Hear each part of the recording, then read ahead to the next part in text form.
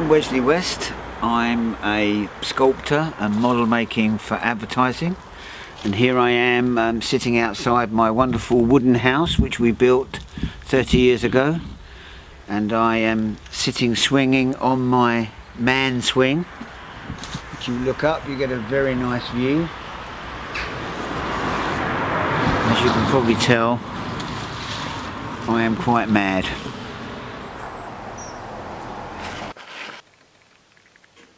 Yeah, I get commissioned to make objects that are in people's imagination.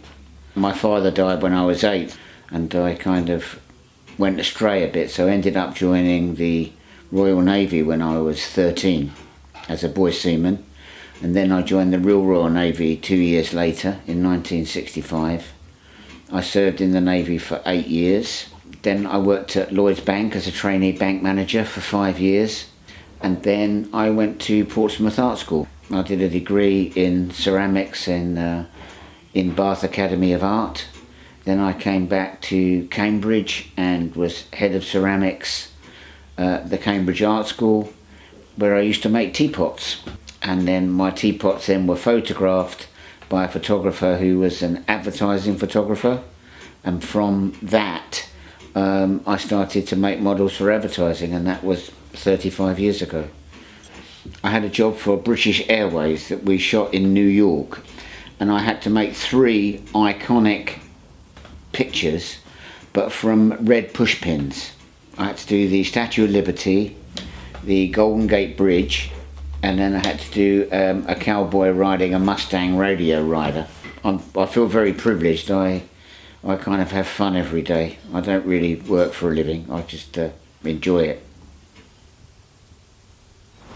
Oh yeah, this is Robbie the Robot, made for Littlewoods online shopping, and it was one of the models, as you asked before, that the client really didn't want, so I ended up with him.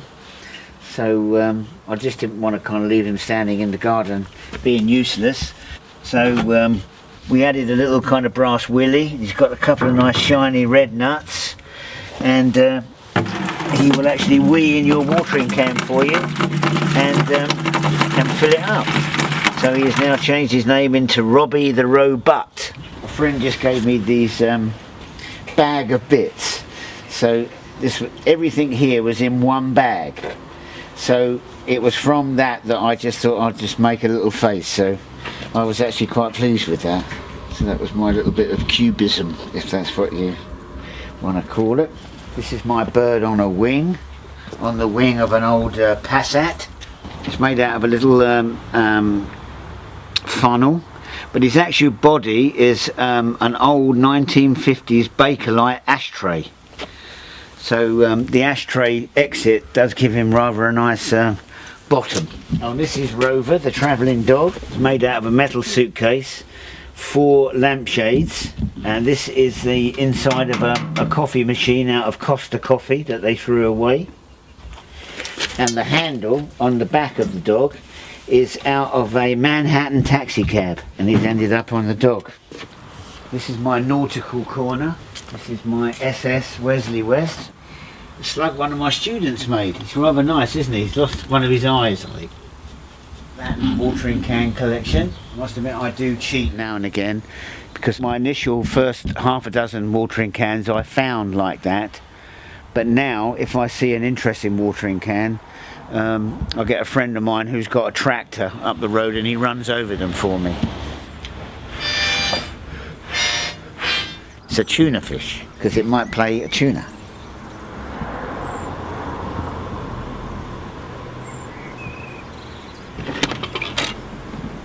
Hello.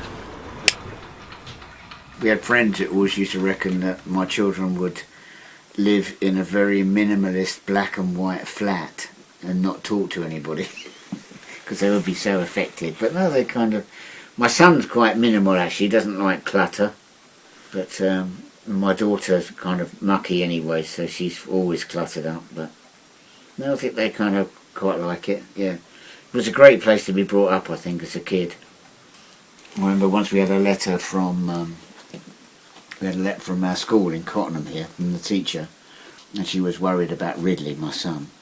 So we went in and spoke to her, and she said, it just seems that Ridley is this incessant liar. So we said, why?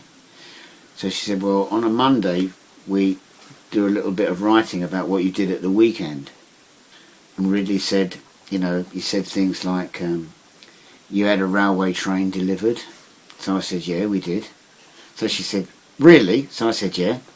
She said, then he was going around a field jumping off the top of a Land Rover into hay piles. I said, yeah, we did that. So at the end of it, she said, oh my God. She said, well, we've been accusing Ridley of fantasizing. I said, no, we do that. We do funny things at the weekend.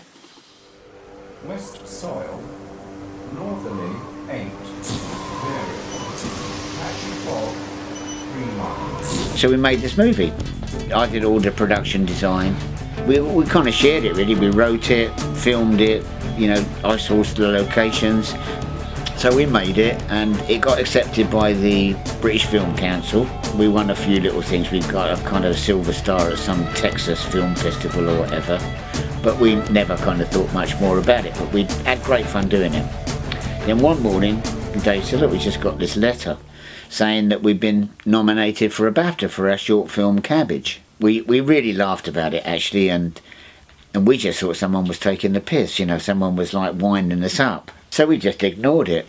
So about 6 weeks later, we got another letter, and it was from BAFTA again, saying that usually when we write to people saying that they've been nominated for a BAFTA, they usually get quite excited about it and ring us up or reply, and we've heard nothing. So we had to phone them up and say, well, actually, yes, we did receive the letter, but we thought it was one of our friends taking the mickey, and which they thought was hilarious, and they said, no, it was all serious.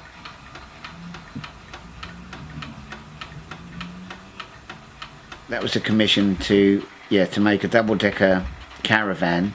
So that it was like, if you won the lottery, what would you do? And also the other one was we turned an ordinary house in West London into a castle. Last year I made a scarecrow for a lady, and she phoned me up about 4 weeks ago and said that she had a problem with her scarecrow. And I thought, oh no, kind of one of the legs has fallen off, or the head's fallen off. And she said, I think he's lonely. So I said, okay. I would like to commission you to make a partner for him. And also I'm at the moment working on making a pheasant out of scrap stuff for a lady for her husband for Christmas. Well, this is the beginnings of the new piece of sculpture, the pheasant, that I'm making for someone's garden. So I've downloaded a picture of a pheasant, which is probably the most pheasant-like it will ever be in its whole life. I start then finding shapes, interesting forms. And as you can see, there's plenty of stuff that we can kind of start choosing from. Objects found and then all joined together by nuts and bolts to make the final actual pheasant form. I do a lot of work at night, when I'm asleep. I actually kind of come out of my workshop, go to bed, fall asleep, and then I go back into my workshop in my dreams, and then I create all my ideas. Sometimes I wake up in the night and write things down. It's my ambition to kind of be found slumped over a machine. That's my ideal death. Yeah, so I don't want to, I want to carry on right till the end, working and having fun.